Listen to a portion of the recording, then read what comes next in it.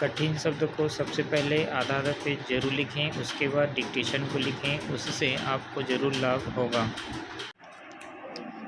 नमस्कार दोस्तों, Gayatri steno class में आप सभी का स्वागत है। यह डिक्टेशन 100 शब्द प्रति मिनट की गति से है। डिक्टेशन स्टार्ट होगा 5 सेकेंड बाद। प्रदूषण एवं पर्यावरण आपस में एक विचित्र संबंध रखते हैं। दोनों एक दूसरे के पूरक अवश्य ही नहीं हैं, न ही एक दूसरे के समांतर हैं, अपितु ये दोनों एक दूसरे के कारक हैं। इन दोनों के बीच में खड़ा है मानव। प्रदूषण के निवारण हेतु पर्यावरण स्वयं सक्षम है, साथ ही पर्यावरण को नुकसान पहुंचाने हेतु प्रदूषण भी परिपूर्ण है, परंतु दोनों के ये काम मानव सहयोग से और भी सरल सहज हो सकते हैं। अब यह मानव पर निर्भर है कि वह किसका साथ दे। पैरा, जो चीज़ हमें सहज प्राप्त होती है उसका मोल हम नहीं जान सकते, उसका महत्व नहीं पहचान सकते। पर्यावरण हमारे लिए प्रकृति की देन है। यह मानव जीवन के विकास के लिए अत्यंत आवश्यक है, इसलिए इसका रक्षण हमारा प्रथम कर्तव्य है। चूँकि यह सहज प्राप्य है, अतः हम इसके प्रति कुछ हद तक उदासीन रहे हैं। इसका सीधा अर्थ यह है कि मानव अपने विकास की धुन में प्रदूषण और पर्यावरण दोनों के प्रति उदासीन रहा है। मानव की इस असावधानी का परिणाम यह रहा है कि प्रदूषण, जो मानव के विनाश का प्रमुख कारण बनता जा रहा है, और पर्यावरण भी संकट की स्थिति में है।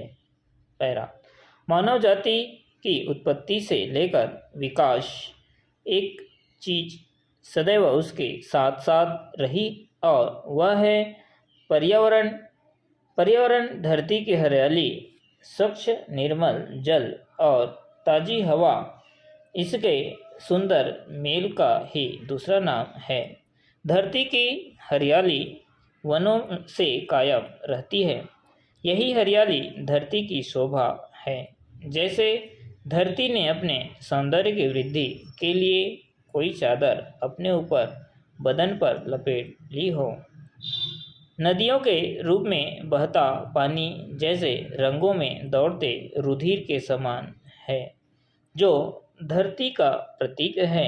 धरती ने अपनी यह धरोहर अपने लाडलों के लिए संजोकर रखी है। धरती का यह लाडला मानव है। वैसे मानव के साथ साथ धरती की गोद में असंख्य जीव जंतु भी पलते हैं, जो यथाशक्ति धरती तथा पर्यावरण के प्रति अपने अपने कर्तव्यों का निर्वाह करते रहते हैं। परंतु मानव जो स्वयं को धरती का लाडला मानता है, स्वयं ही कर्तव्यों से विमुख होता जा रहा है।